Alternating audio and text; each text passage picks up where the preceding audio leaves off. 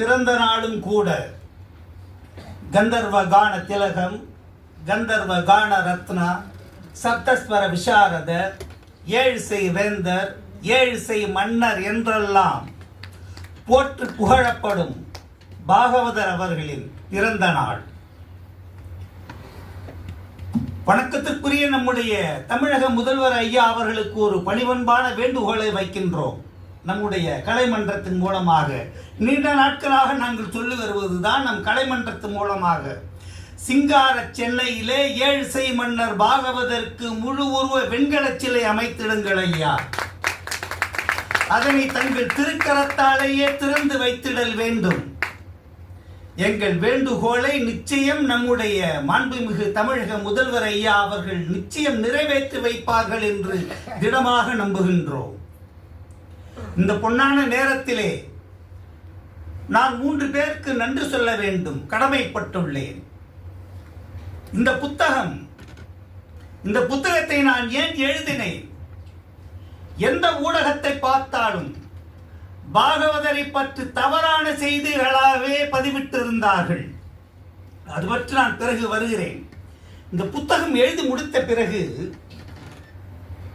பாகவதர் குடும்பத்தாரோடு எனக்கு தொடர்பு கொள்ள வேண்டும் என்ற ஆசை ஏற்பட்டது. எத்தனையோ பேரிடம் விசாரித்தேன், தெரியவில்லை என்றுதான் சொன்னார்கள். வணக்கத்திற்குரிய முதுபெரும் எழுத்தாளர் கவிப்பெருமகனார் ரவி பாரதி ஐயா அவர்கள்,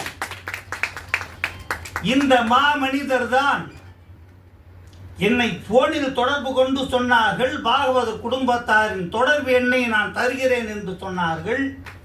ஏழிசை மன்னரின் 2வது சகோதரியின் 2வது திருமகன் தியாகராஜன் ஐயா அவர்கள் தம் துணைவியார் ராதா தியாகராஜன் அம்மையா அவர்கள் நம்பரை கொடுத்தார்கள். அவர்கள் மூலமாகத்தான் பாகவதர் குடும்பத்தாருடைய தொடர்பு எனக்கு கிடைத்தது. இந்த புத்தகம் வெளிவந்த பிறகு இந்த 3 பெருமக்களுக்கும் நாம் என்றென்றும் நன்றி கடன் பட்டுள்ளேன்.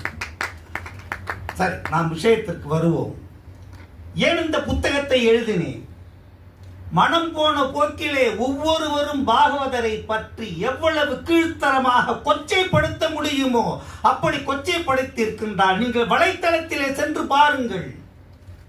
எதுவுமே தெரியாதவர்கள் எல்லாம் பாகவதரை எள்ளி நகையாடலாம் என்று இருமாப்பிலே மனம் போன போக்கிலே கருத்தினை பதிவு செய்திருக்கின்றார்கள்.